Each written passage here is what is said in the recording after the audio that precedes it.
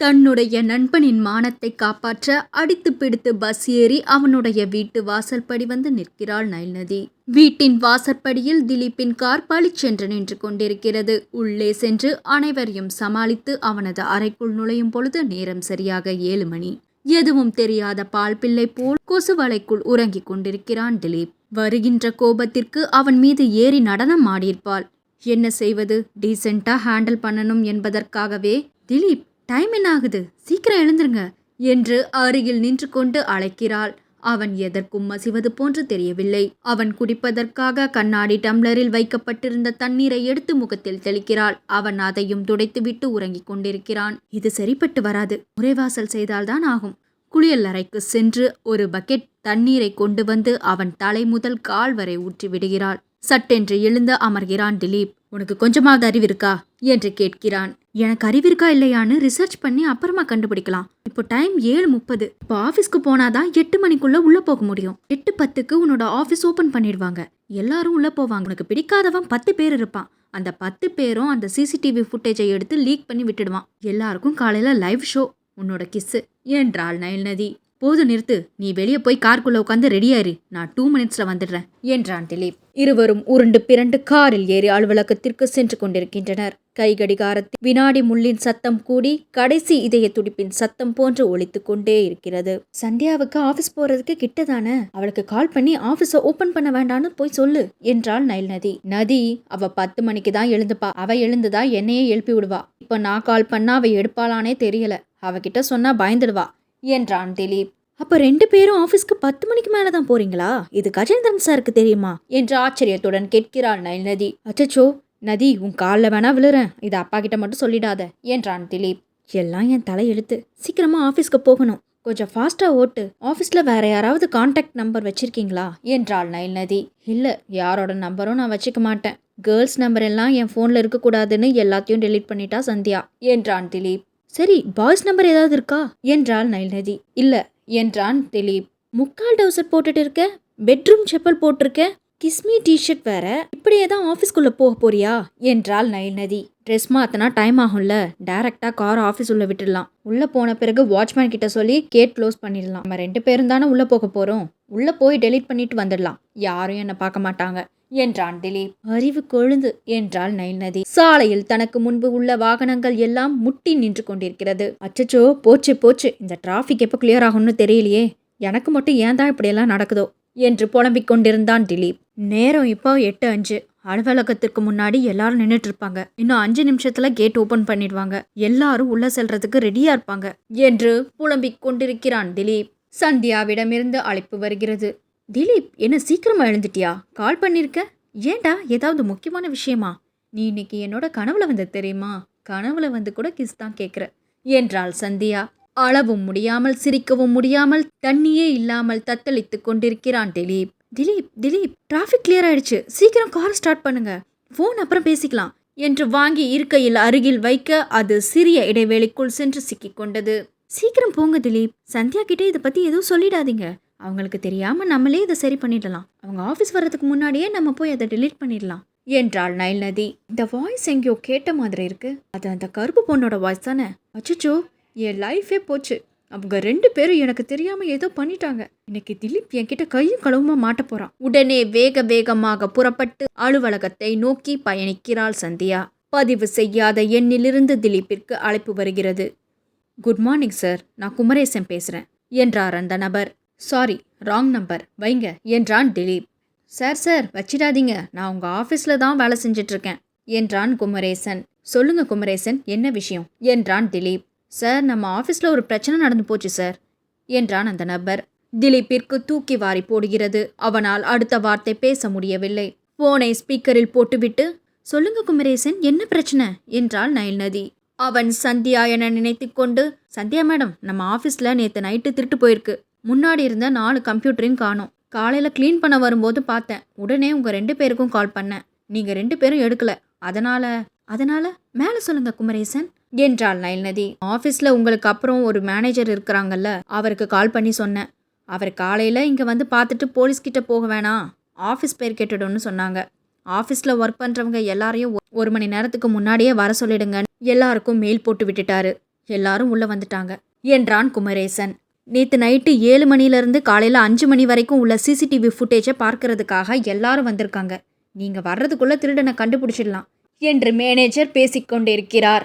தன்னுடைய அலுவலகத்தில் வேலை செய்து கொண்டிருக்கும் குமரேசன் பேசி முடித்த பின்பு, நைல் நதி, எல்லாம் காலம் கடந்து போயிடுச்சு, இனிமே எதுவும் பண்ண முடியாது என்று காரை நிறுத்திவிட்டான் திலீப். குமரேசன், அந்த மேனேஜர் கிட்ட நான் சொன்னதா சொல்லுங்க. யாரும் ஆஃபீஸ்க்குள்ள போக வேணாம், ஆஃபீஸ்க்கு வெளியே இருக்க சொல்லுங்க. நான் இன்னும் 5 நிமிஷத்துல அங்க வந்துடுவேன். உள்ள போனவங்க எல்லாத்தையும் வெளியே அனுப்ப சொல்லுங்க என்று அழுத்தமாக பேசினாள் நைல் நதி. சரிங்க மேடம், நான் அப்படியே சொல்லிடுறேன் என்றார் குமரேசன். குமரேசன் சென்று மேனேஜர் கிட்ட சொல்லும்போது, சந்தியாலாம் ஒரு ஆளா? அவ சொல்லியெல்லாம் நான் எதுவும் செய்ய முடியாது. திலீப் சார் சொன்னாதான் நான் செய்வேன். அவ யார் எனக்கு ஆர்டர் போடுறதுக்கு என்று சொல்லிவிட்டு மேனேஜர் திருடனை கண்டுபிடிக்கும் வேலையில் இறங்கிவிட்டார். அலுவலகத்தில் மொத்தம் 80 சிசிடிவி கேமரா உள்ளது. அதில் 3 கேமரா சம்பவம் நடந்த இடத்தை சுற்றியுள்ளது. அலுவலகத்தில் மொத்தம் 40 வேலையாட்கள் உள்ளனர். திருடனை கண்டுபிடிப்பதோடு அல்லாமல் வேறு என்ன திருட்டு போய் இருக்கிறது என்பதையும் கண்டுபிடிக்க வேண்டும் என்று சொல்கிறார். கண்ட்ரோல் ரூமில் 40 வேலையாட்களும் சென்றுவிட்டனர். அவ்வளவு பெரிய திரையில் 80 பாகமாக பிரிந்து வீடியோ ஓடிக்கொண்டிருக்கிறது. 40 நபர்களில் மேலும் ஒருவராக சந்தியா உள்ளே செல்கிறார். அவள் வந்து நிற்பதை யாரும் கவனிக்கவில்லை. கருப்பு வெள்ளையாக படம் ஓடிக்கொண்டிருக்கிறது.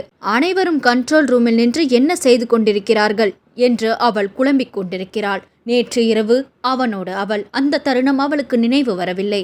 அலுவலகத்தின் முகப்பு தொடங்கி திலீப்பின் அறை வரை உள்ள ஒவ்வொரு கேமராவிலும் ஒருவர் நடந்து வருவது தெரிகிறது. கருப்பு வெள்ளையாக இருப்பதால் அந்த நபர் யார் என்று அவர்களின் நினைவுக்கு சற்றென்று வரவில்லை. காரணம், அனைவரின் மனதிற்குள்ளும் திருடன் வரப்போகிறான் என்ற கண்ணோட்டமே இருந்ததால் திலீப் நடந்து செல்வதை பார்த்து அவர்கள் திருடன் என்று நினைத்து, சார் திருட அந்த கேமரால தெரிறான் என்று சொல்லி அந்த கேமராவின் வீடியோ மட்டும் பெரிதாக காட்டப்படுகிறது. சந்தியா யூகித்து அறிவதற்குள் முத்த காட்சி முடிவடைந்தது. ஏய், அது திலீப் சார் தானே? அந்த பொண்ணு யாரு என்று புரளி பேசத் தொடங்கிவிட்டனர் அங்கு வேலை செய்யும் நபர்கள். அனைவரின் கேள்விக்கு பதில் கிடைத்தது. சந்தியாவின் முகம் அதில் அழகாக தெரிந்தது. ஹலோ சந்தியா, நீ எங்க இருக்க என்று சந்தியா காலை அட்டன் செய்தவுடன் கேட்கிறான் திலீப். கண்கள் கலங்கியவளாய், நான் ஆபீஸ்ல தான் இருக்கேன் என்று மெல்லிய சத்தத்தில் பதில் சொன்னாள். திலீப் சாருக்கு கிஸ் பண்றதுக்கு வேற லொகேஷன் கிடைக்கல போல என்று புரளி பேசுகிறார்கள். அந்த இடம் முழுவதும் அமைதி நிலவுகிறது. சந்தியாவின் கைபேசி வழியாக திலீப் எல்லாவற்றையும் கேட்டுக்கொண்டிருக்கிறான். அலுவலகத்திற்கு முன்பு கார் வந்து நின்றது. ஆனால் திலீப் இறங்கி செல்லவில்லை. இதனாலதான் சந்தியா நேத்து நம்ம எல்லாரையும் சீக்கிரமா போக சொல்லி கொண்டே இருந்தாங்களா என்றார்கள் அங்கு வேலை செய்யும் நபர்கள். நம்ம ஆபீஸ் எதுக்கெல்லாம் யூஸ் ஆகுது பாரு. அடுத்து நம்ம ஆபீஸ் ஃபர்ஸ்ட் நைட் ரூமுக்கு தான் யூஸ் பண்ணுவாங்க போல. அது அவங்க ஆபீஸ், அவங்க என்ன வேணாலும் பண்ணுவாங்க. நம்ம எல்லாம் அதை கேட்க கூடாது. டேய், காலையிலேயே இங்கிலீஷ் படம் பார்த்த மாதிரி இருக்குடா. நம்ம திலீப் சார் கொடுத்து வச்சவரு. ஆபீஸ்லயே அந்த பொண்ணை மடக்கிட்டா இருப்பாரு என்றார்கள் சிலர். அந்த பொண்ணை கரெக்ட் பண்றதுக்கு நம்ம ஆபீஸ்ல எத்தனை பேர் சுத்திட்டு இருந்தாங்க தெரியுமா? ஆனா திலீப் சாருக்கு தான் கொடுத்து வச்சிருக்கு. அவருக்கு இருக்கிற பணத்துக்கு இதெல்லாம் சாதாரண விஷயம். எல்லா பொண்ணும் அவருக்கு பின்னாடிதான் கியூ கட்டி நிக்கிறாங்களே என்று ஒவ்வொருவரும் ஒவ்வொன்றை பேசிக்கொண்டே இருக்கிறார்கள். இதையெல்லாம் மறுபக்கம் சந்தியாவின் போனில் இருந்து கேட்டுக்கொண்டிருக்கும் திலீப் உடனே தன்னுடைய கைபேசியை தூக்கி போட்டு உடைத்தான். திலீப், என்ன செய்றீங்க என்று பதட்டத்துடன் கேட்டாள் நைல் நதி.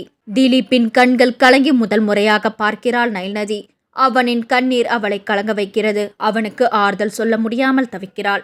சந்தியா கொடுத்து வச்ச பொண்ணு வந்த கொஞ்ச நாளிலேயே திலீப் சாரை கரெக்ட் பண்ணிட்டா பாத்தியா? நான் வேற சந்தியாவை வா பொண்ணு பேசிட்டேன். 2 பேரும் கல்யாணம் பண்ணிக்கிட்டா என்ன பழிவாங்க போறாங்க. 2 பேருக்கும் பொருத்தம் சூப்பரா இருக்கும்ல. இந்த ஒரு சீன் பாக்குறதுக்கே மூவில வர மாதிரி இருக்கு. இவங்க 2 பேரும் மட்டும் படம் எடுத்தா முதல் ரசிகை நானா தான் இருப்பேன். ஆமா, அந்த பொண்ணு இருக்கிற அழகுக்கு திலீப் சாருக்கு கரெக்டா தான் இருக்கும். கரெக்டான பொண்ணை தான் பிடிச்சிருக்காரு. இவ்வளவு அழகா இருக்குது. யாராவது கொத்திட்டு போக போறாங்கன்னு நினைச்சேன். ஆனா திலீப் சார் கொத்திட்டு போயிடுவாருன்னு நினைச்சு கூட பார்க்கல. அங்கிருந்த ஒரு பெண் சந்தியாவை பார்த்தவுடன், குட் மார்னிங் மேடம் என்று சத்தமாக சொல்கிறாள். உடனே அங்கிருந்த அனைவரும் திரும்பி பார்த்தனர். இதுவரை சந்தியாவை பார்த்த யாரும் விஷ் கூட பண்ணது கிடையாது. ஆனால் அந்த தருணம் அனைவரும் அவளுக்கு விஷ் பண்ணாங்க. எனக்கும் திலீப்க்கும் அடுத்த மாசம் கல்யாணம் என்றாள் சந்தியா. மேனேஜரை சத்தமாக அழைத்து, திருடனை கண்டுபிடிக்க சொன்னா நீங்க என்னத்த பண்ணிட்டு இருக்கீங்க? எல்லாரும் அவங்க இடத்துக்கு போய் வேலையை பாருங்க என்று ஆர்டர் செய்தாள் சந்தியா. திருடன் யாருன்னு கண்டுபிடிச்சிட்டு அந்த வீடியோவை போலீஸ் கிட்ட கொடுங்க என்று சத்தமாக சொல்லிவிட்டு அங்கிருந்து சென்றாள் சந்தியா. அவள் சொல்லி அடுத்த நொடியே அங்கிருந்த அனைவரும் கலைந்து சென்று விட்டனர். அவள் திலீப்க்கு அழைப்பு கொடுத்து கொண்டே இருக்கிறாள். ஆனால் அவனுடைய அலைபேசி எண்ணிற்கு அழைப்பு செல்லவில்லை. அவளுக்குள் பதட்டம் அதிகமாகிறது. அவன் அலுவலகத்திற்கு வரவில்லை என்றால் அந்த பெண்ணோடு சென்று விட்டானா? திலீப் என்னை திருமணம் செய்து கொள்ளவில்லை என்றால் என்னை தவறான பெண் என்று சொல்லிவிடுவார்கள் என்று அவளுடைய மனம் கலங்குகிறது. அங்கிருந்து திலீப் பழைய அலுவலகத்திற்கு செல்கிறான். அங்கு நைல் நதியை விட்டுவிட்டு தன்னுடைய வீட்டிற்கு செல்கிறான். உடனே சந்தியா புறப்பட்டு நைல் நதி இருக்கும் அந்த பழைய பிரான்ச்சுக்கு செல்கிறாள். அங்கு சென்ற அனைவருக்கும் முன் தாகாத வார்த்தைகளில் நைல் நதியை திட்டி தீர்க்கிறாள். எனக்கும் திலீப்க்கும் நிச்சயம் முடிஞ்சிடுச்சு. இன்னும் 1 வாரத்துல கல்யாணம். இந்த நேரத்துல வந்து என்னையும் திலீப்பையும் பிரிக்க பாக்குறியா? உனக்கு இது கேவலமா இல்ல? அவ கோபம் தீர திட்டி தீர்த்து திலீப்புடைய வீட்டிற்கு செல்கிறாள். அவனுடைய அறையில் இனி அலுவலகத்திற்கு எந்த முகத்தை வைத்துக் கொண்டு செல்வது என்று யோசனையில் கிடக்கிறான். இப்படி ஒரு அவமானம் தனக்கு நிகழ்ந்ததை நினைத்து வருத்தத்தில் கிடக்கிறான் திலீப். அவனை பார்க்க சந்தியா அவனுடைய அறைக்குள் நுழைகிறாள். அவளை பார்த்தவுடன் ஓடி சென்று கட்டிப்பிடித்துக் கொள்கிறான் திலீப். என்ன மன்னிச்சிடு சந்தியா, என்னால தானே உனக்கு இந்த அவமானம். நீ வேணான்னு சொன்ன, நான் தான் உன்னை வற்புறுத்தினேன். என்னை மன்னிச்சிடு சந்தியா, கல்யாணத்துக்கு முன்னாடி நான் அப்படி உன்கிட்ட நடந்திருக்க கூடாது என்று வருத்தப்பட்டு பேசுகிறான் திலீப். திலீப், எனக்கு ரொம்ப ஸ்ட்ரெஸ்ஸா இருக்கு, ரிலாக்ஸ் பண்ணலாமா என்று அவள் கேட்டவுடன் இது அவனுக்கு ஆச்சரியமாக இருந்தது. மெல்ல அவளை விட்டு பிரிந்து அவள் முகத்தை பார்க்கிறான். நீ சொன்னது எனக்கு சரியா காதுல கேட்கல சந்தியா. தன்னுடைய காதில் விழுந்தது சரியா என்பதை உறுதிப்படுத்தி கொள்ள மீண்டும் கேட்கிறான் திலீப். ரொம்ப ஸ்ட்ரெஸ்ஸா இருக்கு, ரிலாக்ஸ் பண்ணலாமான்னு கேட்டேன் என்றாள் சந்தியா. அங்கு பூஜா வருகிறாள். 2 பேரும் இன்னைக்கு ஆஃபீஸ் போகலையா? என்ன திலீப், காலையிலேயே அவசரமா கிளம்பி போயிட்டு இப்போ திரும்ப வந்துட்ட என்றாள் பூஜா. 2 நாளா ஆஃபீஸில் நிறைய ஒர்க், 2 பேரும் பேசிக்கவே முடியல. அதான் 2 பேரும் ரிலாக்ஸ் பண்ணலான்னு வீட்டுக்கு வந்தோம் அண்ணி என்றான் திலீப். இருவரும் ஒருவரை ஒருவர் பார்த்து சிரித்து கொண்டனர். சரி சரி, சின்னஞ்சிறுசுங்க, அப்படி இப்படின்னு இருப்பீங்க, நான் எதுக்கு டிஸ்டர்ப் பண்ணணும்? நான் கிளம்புறேன் திலீப் என்றாள் பூஜா. அப்படியெல்லாம் எதுவும் இல்லை அண்ணி, நாங்கள் சும்மா பேசிட்டு தான் இருக்கோம், வாங்க என்றான் திலீப். பேசிட்டு தான் இருக்கீங்களா என்று அங்குள்ள ஷோபாவில் அமர்கிறாள் பூஜா. சந்தியா திலீப்பை பார்த்து முறைக்கிறாள். எனக்கு என்ன தெரியும் அவங்க இங்கே உட்காருவாங்கன்னு என்றான் திலீப். எதுக்கு 2 பேரும் நின்றுட்டே இருக்கீங்க? உட்காருங்க. பேச்சு துணைக்கு யாரும் இல்லை, தனியா இருந்தேன். நல்ல வேலை 2 பேரும் இருக்கீங்க என்றாள் பூஜா. நைல் நதிக்கு நினைவுகள் முழுவதும் திலீப்பின் மீதுதான் இருந்தது. அவன் மனம் இப்பொழுது எந்த நிலையில் இருக்கும், அவன் என்ன செய்து கொண்டிருப்பான் என்று அவள் சிந்தித்துக் கொண்டே இருக்கிறாள். எந்த வேலையும் செய்யவில்லை. திலீப், சந்தியாவை இனிமேல் வேலைக்கு கூட்டிட்டு போகாத என்றாள் பூஜா. ஏன் அப்படி சொல்றீங்க என்றான் திலீப். டேய், கல்யாணத்துக்கு இன்னும் 1 வாரம் தாண்டா இருக்கு. 2 பேரும் பொறுப்பு இல்லாம சுத்திட்டு இருக்கீங்க. கல்யாணம் முடிஞ்சதுக்கு அப்புறம் கூட்டிட்டு போ. 1 வாரம் அவ வீட்லயே இருந்து ரெஸ்ட் எடுக்கட்டும். கல்யாண பொண்ணுக்கு கல்யாண நாளுக்கு முன்னாடி எவ்வளோ வேலை இருக்கும்னு தெரியுமா? இதெல்லாம் உனக்கு என்ன தெரியும் என்றாள் பூஜா. மகாராணி நம்ம வீட்டுக்கு வந்த பிறகுதான் திலீப்போட வாழ்க்கை நல்லா இருக்கு போகுது. அந்த கருப்பு பொண்ணு வந்து திலீப்போட வாழ்க்கையே நாசம் ஆயிடும்னு பயந்துட்டே இருந்தேன். சந்தியா, இப்பதான் மனசுக்கு நிம்மதியா ஆறுதலா இருக்கு. என் பொண்ணு ரீலாக்கு கூட அந்த பொண்ணை பிடிக்காது. அதெல்லாம் வீட்டுக்கு வந்தா நான் அண்ணின்னு கூட கூப்பிட மாட்டேன், கருப்பு காட்டேரின்னு தான் கூப்பிடுவேன் அப்படின்னு சொல்லிட்டு இருந்தா. சந்தியா அண்ணி எப்போ வீட்டுக்கு வருவாங்கன்னு கேட்டுட்டே இருந்தா. நான் இன்னும் 1 வாரம் தாண்டி அப்புறம் நம்ம வீட்டிலேயே தான் இருப்பாங்கன்னு சொல்லி வச்சிருக்கேன் என்று சொல்லி முடித்தாள் பூஜா. 2-3 மணி நேரம் பேசி முடித்து விட்டு தான் பூஜா வெளியே செல்கிறாள். அவன் வெளியே சென்ற பிறகு இருவரும் பெருமூச்சு விட்டனர். இதெல்லாம் செட் ஆகாது திலீப், கல்யாணம் முடிஞ்ச பிறகு நம்ம 2 பேரும் தனி கொடுத்துன்னு போயிடலாம். சிவ பூஜையில கரடி நுழைஞ்ச மாதிரி இருக்கு. எப்போதான் போவாங்கன்னு தோணுச்சு தெரியுமா? டேய், அந்த கருப்பு பொண்ணு ஆஃபீஸ்க்கு போய் நான் நல்லா பயங்கரமா திட்டிட்டு வந்துட்டேன் என்றாள் சந்தியா. என்ன சொல்ற சந்தியா, நீ எதுக்கு அங்க போன என்றான் திலீப். நான் உனக்கு கால் பண்ணும்போது அந்த கருப்பு பொண்ணோட வாய்ஸ் கேட்டுச்சு. அதுக்கப்புறம் நான் உனக்கு ஃபோன் பண்ணேன், நீ எடுக்கல, ஆஃபீஸ்க்கு வரல. நீ அங்கதான் இருப்பேன்னு அங்க போனேன். வந்த கோபத்துல நல்லா திட்டிட்டு வந்துட்டேன். உன்னோட கார்லலாம் அவளை கூட்டிட்டு போகாத. அப்படி கூட்டிட்டு போன நான் அந்த கார்ல ஏற மாட்டேன் என்றாள் சந்தியா. நைல் நதிக்கு தற்போது சப்போர்ட் செய்தால் சந்தியாவிற்கு கோபம் வரும் என்பதால், சரி சந்தியா, இனிமே அவளை நம்முடைய கார்ல கூட்டிட்டு போக மாட்டேன் என்றான் திலீப். நான் 2 நாள் மட்டும் ஆஃபீஸ் போறேன், அதுக்கப்புறம் கல்யாணம் முடிஞ்ச பிறகு வரேன் என்றாள் சந்தியா. இவ்வளோ நடந்த பிறகு நீ ஆஃபீஸ் போகணும்னு ஏன் நினைக்கிற சந்தியா என்று கேட்டான் திலீப். திலீப், அப்போ நான் அந்த ஆஃபீஸோட அசிஸ்டன்ட் மேனேஜராக இருந்தேன். இப்போ அந்த கம்பெனியோட ஓனர் நான். சந்தியா என்று சொல்ல மாட்டாங்க, திலீப்போட ஒய்ஃப்னு தான் சொல்லுவாங்க. ஆஃபீஸில் எவ்வளோ மரியாதை தெரியுமா? பார்க்குறவங்க எல்லாம் விஷ் பண்ணுறாங்க. எனக்கு சந்தோஷமா இருந்துச்சு. இன்னைக்கு தான் நான் ரொம்ப ஹாப்பியாக இருக்கேன் என்றாள் சந்தியா. நீ பேசுறதெல்லாம் பார்த்தா எனக்கு ஆச்சரியமா இருக்கு சந்தியா. என் மேல கோமா இருப்ப, என்னை விட்டுட்டு போயிடுவேன்னு நினைச்சேன். உன்ன மாதிரி ஒரு பொண்ணு கிடைக்க நான் கொடுத்து வச்சிருக்கணும். எவ்வளவு பெரிய விஷயமா இருந்தாலும் அதை பாசிட்டிவா எடுத்துக்கிற. உன்னுடைய இடத்துல இந்நேரம் யார் இருந்தாலும் அதை அழுது தீர்த்திருப்பாங்க. லவ் யூ சந்தியா என்றான் திலீப். அன்று மதியானமே அவன் நைல் நதியின் ஆபீஸ்க்கு சென்றான். அவன் வருவான் என்பதை நதி எதிர்பார்க்கவில்லை. என்ன நதி, என்னையே பார்த்துட்டு இருக்க? வேலையை போய் பாரு. ஆனா இன்னைக்கு 1 டே ஒர்க் முடிச்சு கொடுத்துட்டு தான் போவேன். அவன் முகத்தில் ஒரு தெளிவு தெரிந்தது. அவள் அவனையே ஆச்சரியமாக பார்த்து கொண்டிருந்தாள்.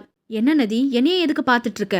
எனக்கு ஒரு மாதிரி இருக்கு என்றான் திலீப். எப்படி திலீப் இதெல்லாம் என்று கேட்கிறாள் நயல்நதி. ஆச்சரியமா இருக்குல்ல, சந்தியா கூட இப்படிதான் தைரியமா இருக்கா. அவ வந்து எவ்வளவு ஹாப்பியா பேசிட்டு போனா தெரியுமா? நான் தான் லூசு மாதிரி சின்ன விஷயத்துக்கு ஃபீல் பண்ணிட்டேன். நான் கட்டிக்க போற பொண்ணை தானே கிஸ் பண்ணேன். இதுல என்ன தப்பு இருக்கு? நான் ஏன் ஃபீல் பண்ணணும்? நான் சொல்ற சரிதானே நதி என்றான் திலீப். அவள் சிரித்துக்கொண்டே தலையாட்டிக் கொண்டு அங்கிருந்து நகர்ந்தாள். ஒரு நிமிஷம் நதி, சந்தியாவுக்கு உன்னை பத்தி எதுவும் தெரியல. நானும் உன்னை பத்தி தெரியாததுக்கு முன்னாடி உன்னை கஷ்டப்படுத்துற மாதிரி தானே பேசினேன். சந்தியாவும் அத மாதிரி தான் நடந்துக்கிறா. ஆனா உன்னை பத்தி தெரிஞ்சுக்கிட்டா கண்டிப்பா இந்த மாதிரி பேச மாட்டா. சாரி, ரொம்ப கஷ்டமா இருந்துச்சு. எனக்காக எவ்வளவுதான் தாங்கிக்க போறேன்னு தெரியல என்றான் திலீப். அவள் அங்கிருந்து எதுவும் சொல்லாமல் சென்று விட்டாள். அவள் மனம் காயப்பட்டிருக்கிறது என்பதை நன்கு அறிந்தான் திலீப். இருவரும் வேலை செய்து கொண்டிருக்கும் பொழுது திலீப்பிற்கு கால் செய்து பேசுகிறான் கிஷோர். திலீப், இன்னைக்கு ஆஃபீஸ்க்கு நதியை பொண்ணு பார்க்க ஒருத்தரை அனுப்பி வச்சிருக்கேன். இது நதிக்கு தெரியாது. நீ தான் எப்படியாவது பேசி என்று கூறுகிறான் கிஷோர். ரொம்ப சந்தோஷம் கிஷோர், நான் பார்த்துக்கிறேன் என்றான் திலீப். ஹலோ நயல்நதி, என்னோட கேபின்க்கு ஒரு நிமிஷம் வந்து போ என்றான் திலீப். ஓகே சார் என்றாள் நயல்நதி. சொல்லுங்க திலீப், என்ன விஷயம் என்று கேபின்குள் வந்து கேட்டாள் நயல்நதி. நம்ம 2 பேரும் ஒரு முக்கியமான மீட்டிங் விஷயமா வெளியே போக போறோம். நீ 5 மினிட்ஸ்ல ரெடி ஆயிட்டு வா என்றான் திலீப். மீட்டிங்கா? என்ன மீட்டிங்? நான் எதுக்கு வரணும் என்றாள் நயல்நதி. கேள்வி மேல கேள்வி கேட்டுட்டு இருக்காத, சீக்கிரம் சொன்னதை செய் என்றான் திலீப். என்று சொல்லிவிட்டு அவள் சென்று முகத்தை அலம்பிவிட்டு தன்னுடைய தலைமுடியை சரி செய்கிறாள். 5 நிமிடத்திற்கு பிறகு வந்து, சார் நான் ரெடி ஆயிட்டேன் என்று திலீப்பிடம் வந்து சொன்னாள். சூப்பர் நயல்நதி என்று அவளுடைய முகத்தை பார்த்து சொன்னவன், நீ என்னோட கேபின்லேயே உட்கார்ந்து இந்த வேலையை முடிச்சு கொடுத்துடு, மீட்டிங் கேன்சல் ஆயிடுச்சு என்றான் திலீப். பெருமூச்சு விட்டவள் திட்டுவதற்கு நிறைய வார்த்தைகள் இருந்தும் அனைத்தையும் தனக்குள்ளே புதைத்துவிட்டு அவன் கொடுத்த வேலையை செய்து கொண்டிருக்கிறாள். 2-3 முறை வாசலை எட்டி பார்த்து விட்டு வருகிறான். இதையெல்லாம் கவனித்துக் கொண்டிருந்தாள் நயல்நதி. அவன் அருகில் சென்று, வாசலையே பார்த்துட்டு வந்தவனை கூப்பிட்டாலும் வரவன் பிடிக்கலன்னு தான் சொல்லிட்டு போறான் என்றாள் நயல்நதி. நீ எதுக்கு நெகட்டிவாவே திங்க் பண்ற நயல்நதி? அப்படியெல்லாம் சொல்ல மாட்டாங்க என்றான் திலீப். அப்படிதான் சொல்லுவான் என்றாள் நயல்நதி. உனக்கு எப்படி தெரியும்? நீ எப்படி சொல்ற? நீ என்ன கடவுளா என்று கேட்டான் திலீப். வரப்போறது உன்னோட ஃப்ரெண்டு தான் என்றாள் நயல்நதி. அப்படியா? உனக்கு எப்படி தெரியும்? கிஷோர் எனக்கு மட்டும்தான் கால் பண்ணி சொன்னாரு என்று திலீப் பேசிக் கொண்டிருக்கும் போதே அவனுடைய நண்பன் வந்து நிற்கின்றான். டேய் தருண், நீங்க என்ன பண்ணிட்டு இருக்க என்று கேட்டான் திலீப். கிஷோர் அனுப்பி வச்சாரு. இந்த ஆபீஸ்ல நயல்நதின்னு ஒரு பொண்ணு ஒர்க் பண்ணுதாமே, யாருடா அந்த பொண்ணு என்று கேட்கிறான் வருண். திலீப்பின் அருகிலேயே நின்று கொண்டிருக்கிறாள் நயல்நதி. டேய், நான் பாக்குறதுக்கு எப்படி இருக்கேன்னு பாரு. என் ட்ரெஸ் எல்லாம் ஓகேவா? அந்த பொண்ணு என்ன ரிஜெக்ட் பண்ணிடுமா? அந்த பொண்ணுகிட்ட போய் நான் என்ன பேசுறது? பொண்ணை பாக்குறதுக்கு முன்னாடி நல்ல வேலை, பொண்ணை பார்த்துட்டேன், ஏதாவது ஹெல்ப் பண்ணுடா என்று கேட்கிறான் தருண். அந்த பொண்ணோட போட்டோவை நீங்க இன்னும் பார்க்கலையா என்று அவனை பார்த்து கேட்டாள் நயல்நதி. இல்ல என்றான் தருண். நம்ம அந்த பக்கம் போய் பேசலாமா என்று திலீப்பை பார்த்து கேட்கிறான் தருண். ஏண்டா என்றான் திலீப். சகுனம் சரியில்லடா, லைஃபே இருட்டா இருக்கு. வெளிச்சம் வர நேரத்துல கருப்பு பூனை கூட இருந்தா எப்படிரா? பூனை குறுக்கால போனாலே ஆபத்து என்றான் தருண். மிஸ்டர் ஒயிட், நீங்க பார்க்க வந்த பொண்ணு நான் தான். என்னோட பெயர் தான் நயல்நதி. அவனுடைய முகம் சுருங்கியது. நான் என் அப்பனை மாதிரி, நிறத்துல மட்டும் இல்ல குணத்திலையும் தான். என்னோட அப்பனை உனக்கு தெரியாது. நீ என்ன புரிஞ்சுக்கணும்னா அடுத்த ஜென்மம் எடுக்கணும். கண்ணாடி முன்னாடி நான் நிற்கும் போது கூட என்னோட கலர் எனக்கு கண்ணுக்கு தெரியாது. உன்னை மாதிரி கருவிழிக்கு கருப்பு கண்ணாடி போடுறவன் சொன்னாதான் தெரியுது. திலீப்பை பார்த்து, உன்ன மாதிரி உங்க ஃப்ரெண்ட்ஸ் இல்ல திலீப், உங்க ஃப்ரெண்டு மாதிரி தான் நீங்க இருக்கீங்க என்றாள் நயல்நதி. டேய், என்னடா என்னென்னமோ பேசிட்டு இருக்க என்று தன்னுடைய நண்பனை பார்த்து கேட்கிறான் திலீப். அந்த கிஷோர் என்னை ஏமாத்திட்டான்டா என்று அங்கிருந்து புறப்பட்டான் தருண். அவன் சென்ற பிறகு அவனது அறைக்குள் வேகமாக சென்றான் திலீப். அவன் முகம் சோகமாக இருப்பதை கவனித்தாள் நயல்நதி. இது அவளுக்கு பழகியது என்பதால் அதை அவள் ஒரு பொருட்டாக எடுத்துக்கொள்ளவில்லை. அவளுடைய வேலையில் மும்முரமாக இருந்தாள். அவனுடைய மனதிற்குள், சாரி நயல்நதி, அன்னைக்கு முதல் முறையா உன்னை சந்திக்கும் போது உன்னுடைய நிறம் மட்டும்தான் என் கண்ணில் பட்டுச்சு. ஆனா இன்னைக்கு அது எனக்கு தெரியல. நான் மட்டும்தான் உன்னை காயப்படுத்தியிருக்கேன்னு பார்த்தா அதை உணர்ந்த பிறகுதான் தெரியுது, என்னை சுத்தி இருக்கிற எல்லாருமே உன்னை காயப்படுத்திக்கிட்டே தான் இருக்காங்க. அவன் தனக்குள்ளே பேசிக் கொண்டிருக்கும் பொழுது சந்தியாவிடமிருந்து அழைப்பு வருகிறது. தன்னுடைய கைபேசியை உற்று பார்த்து கொண்டிருந்தவன் உடனே எழுந்து வெளியே சென்று விட்டான். நயல்நதியின் சிந்தை முழுவதும் கஜேந்திரன் சார் விருப்பப்பட்ட மாதிரி அந்த கம்பெனியை ஓரளவுக்காவது டெவலப் பண்ணணும் என்பது மட்டுமே. அதை நன்கு புரிந்து வைத்திருந்தான் திலீப். இதுவரை அவன் இது போன்ற வேலையில் கவனம் செலுத்தியது இல்லை.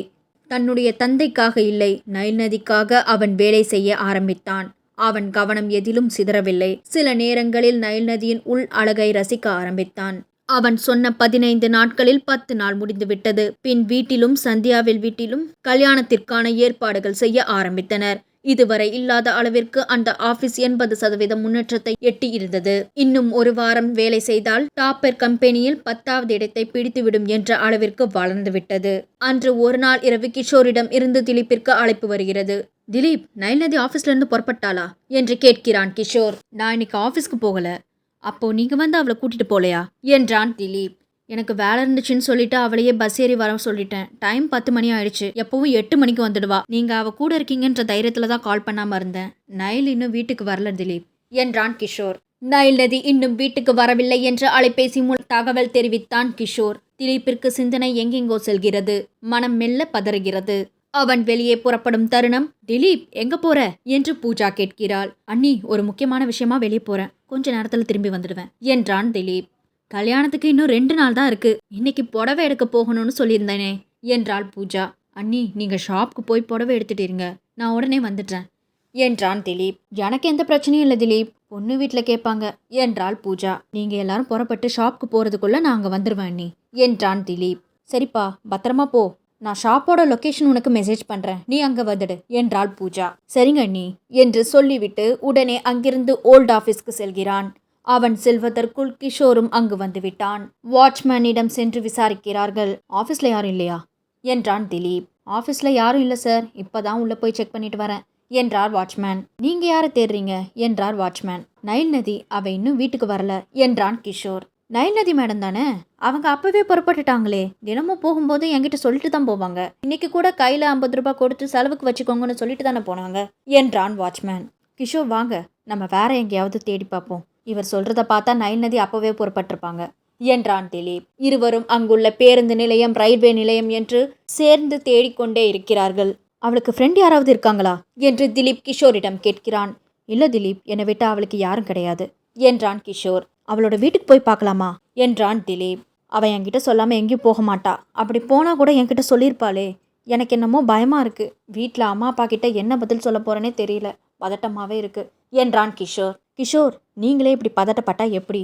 அவளுக்கு எதுவும் ஆகாது என்று ஆறுதல் சொன்னான் திலீப். நீங்க அன்னைக்கு என்கிட்ட சொன்ன மாதிரி அந்த ஃபோன் கால் பண்ணவன் நைல்நதியை கடத்திருப்பாங்களோ என்றான் கிஷோர். நீங்க அப்பவே என்கிட்ட சொன்னீங்க, நைல்நதி கூடவே இருங்க, அவளை தனியா எங்கேயோ விடாதீங்க. அப்படி உங்களால முடியலன்னா கூட சொல்லுங்க, நான் பாத்துக்கிறேன்னு. நான் தான் கேட்கல என்றான் திலீப். யார் அந்த ஃபோன் கால் பண்ணவர்? சில நாட்களுக்கு முன்பு திலீப்பிற்கு வந்த அந்த அன்னோன் நம்பர். யார் நீங்க இந்த நேரத்துல கால் பண்ணிருக்கீங்க என்றான் திலீப். நான் யாருன்னு உனக்கு தெரிய தேவையில்ல. நான் சொல்ல வந்த விஷயத்த மட்டும் சொல்லிட்டு போயிடுறேன். அந்த ஓல்டு பிரான்ச்சை நாளைக்கு க்ளோஸ் பண்ணிடு. நான் சொல்றது கேட்காம நீ ரன் பண்ணிட்டு இருந்தனா உன்னையும் உன் குடும்பத்தையும் எதுவும் செய்ய மாட்டேன். அங்க ஒரு பொண்ணு வேலை செஞ்சிட்டு இருக்கால என்று பேசிக்கொண்டிருந்த அந்த குரல் அமைதியானது. ஹலோ ஹலோ, யார் நீங்க என்று திலீப் பேசிக்கொண்டிருக்கும் பொழுதே அழைப்பு துண்டிக்கப்பட்டு விட்டது. அன்று நடந்த இந்த நிகழ்வை நினைத்து திலீப் பதறி போகிறான். நீங்க சொல்ற மாதிரி பார்த்தா கூட அவன் கால் பண்ணி 10 நாள் மேல ஆகுது. அவன் என்கிட்ட அன்னைக்கு மறுநாளே பிரான்ச்சை க்ளோஸ் பண்ணணும்னு சொன்னான். இவ்வளவு நாள் எதுவும் பண்ணாதவன் இன்னைக்கு எப்படி கடத்திட்டு போயிருப்பான்னு சொல்றீங்க என்றான் திலீப். அந்த கம்பெனியை டெவலப் பண்ணக்கூடாதுன்னு தானே சொல்லி உங்ககிட்ட சொன்னா. இவ்வளவு நாள் கம்பெனி டெவலப் ஆகல, அதனால அவன் அமைதியா இருந்திருப்பான். இப்போதான் 15வது இடத்துல நம்ம கம்பெனி இருக்குதே, அதனால கூட அவன் கடத்திருக்கலாம்ல என்றான் கிஷோர். நீங்க சொல்றது சரிதானு தோணுது கிஷோர் என்கிறான் திலீப். அன்னைக்கு வந்த அந்த நம்பருக்கு மறுபடியும் கால் பண்ணி பேசுங்க என்றான் கிஷோர். சரிங்க கிஷோர். தன்னுடைய கைபேசியை எடுத்து அந்த நம்பரை தேடிக்கொண்டிருக்கிறான். அந்த நேரம் சந்தியா அவனுக்கு கால் செய்கிறாள். ஐயோ, இவளுக்கு நான் என்ன பதில் சொல்றதுன்னு தெரியலையே என்று மனதிற்குள் எண்ணிக்கொண்டே காலை அட்டென்ட் செய்கிறான் திலீப். ஹலோ சந்தியா என்றான் திலீப். திலீப், எங்கடா இருக்கிற? நான் தான் உனக்கு முன்னாடியே சொன்னல, நீ எந்த சாரியை எனக்கு செலக்ட் பண்றியோ அதை தான் நான் கட்டிப்பேன்னு. நீ வந்து சாரி செலக்ட் பண்ணி கொடு என்கிறாள் சந்தியா. சந்தியா, எனக்கு ரொம்ப வேண்டப்பட்டவருக்கு அடிபட்டுடுச்சு, ஹாஸ்பிட்டலில் இருக்கேன். அவரை பார்த்துக்க யாருமே இல்லை, நான் மட்டும்தான் இருக்கேன். நீ சாரியை செலக்ட் பண்ணி வாட்ஸ்அப் நம்பருக்கு அனுப்பு, நான் பார்த்து செலக்ட் பண்ணி கொடுக்குறேன் என்கிறான் திலீப். என்ன திலீப் இப்படி சொல்லிட்ட? இன்னும் 2 மணி நேரம் கூட உனக்காக வெயிட் பண்ணுறேன், நீ வந்து செலக்ட் பண்ணி கொடு என்கிறாள் சந்தியா. சரி சந்தியா, நான் 2 மணி நேரத்தில் வந்துடுவேன். அப்படி என்னால் வர முடியலன்னா நாளைக்கு போய் நம்ம சாரி எடுத்துக்கலாம் என்கிறான் திலீப். சரி திலீப், இன்னும் கல்யாணத்துக்கு 2 நாள் இருக்குல்ல, என்ன அவசரம், பொறுமையாவே எடுத்துக்கலாம் என்கிறாள் சந்தியா. ரொம்ப தேங்க்ஸ் சந்தியா என்கிறான் திலீப். என்னடா நமக்குள்ள எதுக்கு தேங்க்ஸ் எல்லாம் என்கிறாள் சந்தியா. சரி, நாளைக்கு பார்க்கலாம் அவன் பேசிக் கொண்டிருக்கும் பொழுதே இன்னொரு நம்பரிலிருந்து அவனுக்கு அழைப்பு வருகிறது. உடனே சந்தியாவின் அழைப்பை துண்டித்துவிட்டு அதை அட்டன் செய்கிறான். என்ன திலீப், என்ன ஞாபகம் இருக்கா என்று ஒரு குரலிலிருந்து ஒருவர் பேசுகிறார். யாருடா நீ என்கிறான் திலீப். நான் நேம் சொன்னா மட்டும் உனக்கு தெரிஞ்சிட போதா திலீப், தேவையில்லாம பேசாம நான் சொல்ற இடத்துக்கு வந்துடு. அட்ரஸ் சொல்லாமலேயே அழைப்பு துண்டிக்கப்பட்டது. திலீப் ஹலோ என்று காத்து கொண்டிருக்கிறான். அங்கு வந்த ஒருவர், மிஸ்டர் திலீப், நேரா போய் லெஃப்ட் திரும்புங்க என்று சொல்லிவிட்டு அங்கிருந்து போகிறார். யார் நீங்க என்று கிஷோர் கேட்க, பைக்கில் வந்தவர் வேகமாக சென்று விட்டார். அவன் சொன்ன மாதிரியே போகலாம் வாங்க என்று இருவரும் நேராக சென்று இடது பக்கம் திரும்பினர். அங்கு பாதை இரண்டாக பிரிய குழப்பத்தில் நின்று விட்டனர். அங்கு வந்த சிறு பையன், அண்ணா, காரில் போனா அங்க போக முடியாது, இறங்கிதான் போகணும். நீங்க போயிட்டே இருந்தீங்கன்னா அங்க பச்சை கலர்ல நிறைய லைட் இருக்கும், அங்க போங்க என்கிறான் அந்த பையன். டேய் தம்பி, உன் பேர் என்னடா என்று கேட்கிறான் கிஷோர். கிஷோர், அவன்கிட்ட கேட்கறதுல எந்த பிரயோஜனமும் இல்லை, வாங்க அவன் சொன்ன இடத்துக்கு போகலாம் என்றான் திலீப். அவளின் நிறம் பேசும் இந்த தொடருடைய அடுத்த கட்ட கதை களத்தை கேட்பதற்கு முன்னாடி நம்ம சேனலை சப்ஸ்கிரைப் பண்ணாதவங்க சப்ஸ்கிரைப் பண்ணிக்கோங்க. கூடவே உங்களோட சப்போர்ட் எங்களுக்கு ரொம்ப தேவை. தேங்க்யூ, பாய் பாய்.